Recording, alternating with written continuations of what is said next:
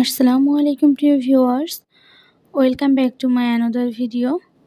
আমি ফাতেমাতুজ জোহরা, বাংলাদেশের ডিজিটাল জেলা যশোর থেকে। জোহরা স্বপ্নবিলাসের আরও একটি নতুন পর্বে আপনাদেরকে আরও একবার স্বাগত জানাচ্ছি। আশা করছি কাছে এবং দূরে, দেশ এবং দেশের বাইরে যে যেখান থেকে আমার ভিডিওটি দেখছেন সকলেই ভালো আছেন। আলহামদুলিল্লাহ, আমরাও বেশ ভালো আছি। আজকের ভিডিওটি দুপুর 12টা থেকে শুরু করেছি, কিন্তু দেখেন 12টা কি মনে হচ্ছে? মনে হচ্ছে সন্ধ্যা ঘনিয়ে এসেছে। হ্যাঁ, অনেক দিন পর স্বস্তির বাতাস, স্বস্তির বৃষ্টি নেমে এসেছে। তো এটা ছিল দুপুর 12টার একটা ক্লিপ। মাশাআল্লাহ, এত সুন্দর মনোরম দৃশ্য। আর এই মুহূর্তের মধ্যে চেঞ্জ কিন্তু আল্লাহই করে দিতে পারে।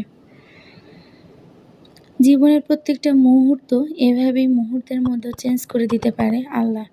তাই আল্লাহর উপরে ভরসা রাখুন, আল্লাহর সন্তুষ্টিও জ্ঞাপন করুন। বিপদে পড়লে আল্লাহর কাছে সাহায্য চান। তো এই ভর দুপুরে কিন্তু রান্নাবান্নার কোনো আয়োজন ছিল না। মানে ভাবছিলাম ফ্রিজে যা তরকারি আছে গরম করে খেয়ে নিব, কিন্তু বৃষ্টি দেখে আর কি খিচুড়ি খেতে মন চাইলো। কারণ কি, বাংলাদেশি ব্লগার মিম আপুর ভিডিও দেখছিলাম ওই দিন সকালে। তো আপু খিচুড়ি রান্না করছিল। ভাবছিলাম আমাদের এদিকে বৃষ্টি হলে আমিও রান্না করব। তারপর my daily life and kitchen, এটা হচ্ছে শিশির আপু ওই দিনের ভিডিওতে বলছিল যে অনেক দিন বৃষ্টি হয় না, বৃষ্টির অপেক্ষাতে থেকে অবশেষে ভাইয়ের পছন্দের খিচুড়ি রান্না করেছে। তো আমি হচ্ছে চাল ডাল মেপে নিচ্ছিলাম। আর খিচুড়িটা আমি খুবই অল্প সময়ের ভিতরে প্রেসার কুকারে রান্না করব। আর এই পদ্ধতিতে খিচুড়ি রান্না যতবারই করেছি ততবারই অসম্ভব মজাদার হয়েছে। আমাদের সালমা টেস্ট অ্যান্ড টেলসের সালমা আপু হচ্ছে মাঝে মাঝেই বলে যে তিনি খুব অলস বা তিনি কোনো কাজ পারেন না, কিন্তু আমরা সকলেই জানি আপু কতটা গুণী। আর আমি যে কতটা অলস সেটা আসলে প্রকাশ করা লাগবে না, দেখেই নেন। ফ্রিজে মাংস ছিল, কিন্তু বের করে আবার কাটাকাটি এইসব ঝামেলার জন্য আর কি মাংস ছাড়াই খিচুড়ি রান্না করলাম। তো হচ্ছে মশলা যা দেওয়ার ছিল, পেঁয়াজ, রসুন, কাঁচামরিচ, পেঁয়াজ বাটা, রসুন বাটা, আদা বাটা, জিরা বাটা, যা কিছু দেওয়ার ছিল সব কিছু একসাথে দিয়ে ভেজে আমি কষিয়ে নিয়েছি।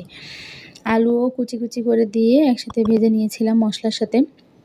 তো মশলাগুলো যখন কষানো হয়ে এসেছে তখন চাল ডাল দিয়ে আমি হচ্ছে আরও একটু ভাজা ভাজা করে নিচ্ছিলাম। পোলাও চাল যেভাবে ভাজে না, ওইভাবেই ভাজা ভাজা করে নিচ্ছিলাম।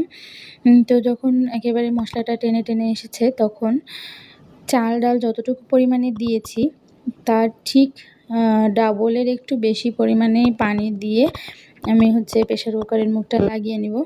তো এই পরিমাণে পানি দিলে কি হয়, একেবারেই খিচুড়িটা নরম হয়ে যায় না, আবার একেবারেই খিচুড়িটা শক্ত থাকে না। এই টাইপের খিচুড়ি খেতে কিন্তু আমার বেশি ভালো লাগে।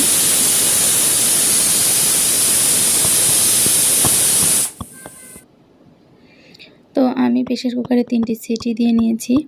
তো এই তো আমাদের শিশির আপু আগের দিন বলছিল যে আমরা যারা ইউটিউবার তাদের কিন্তু প্রায়ই পোড়া খাবার খেতে হয়।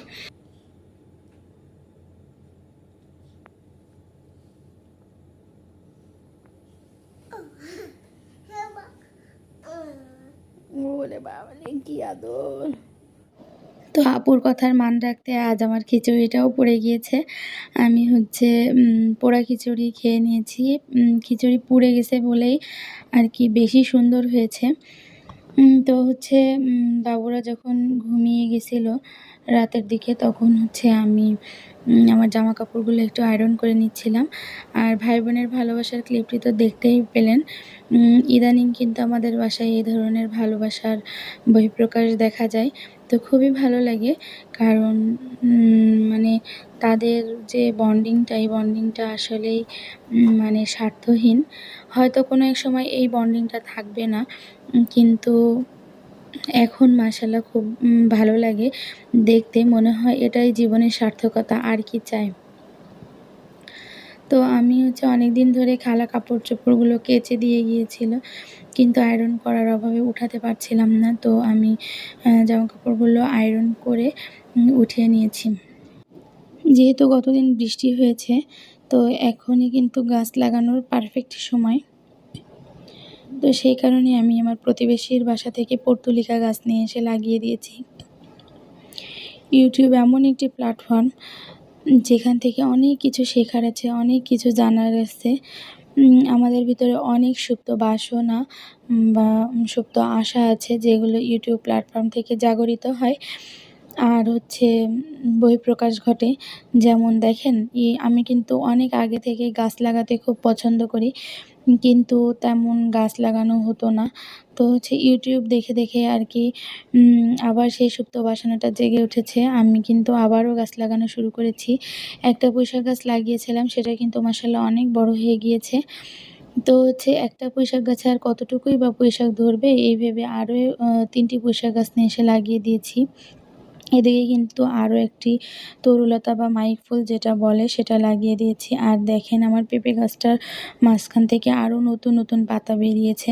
তো আজকের ভিডিওটি এই পর্যন্ত। লাইক, কমেন্ট এবং সাবস্ক্রাইব করতে ভুলবেন না।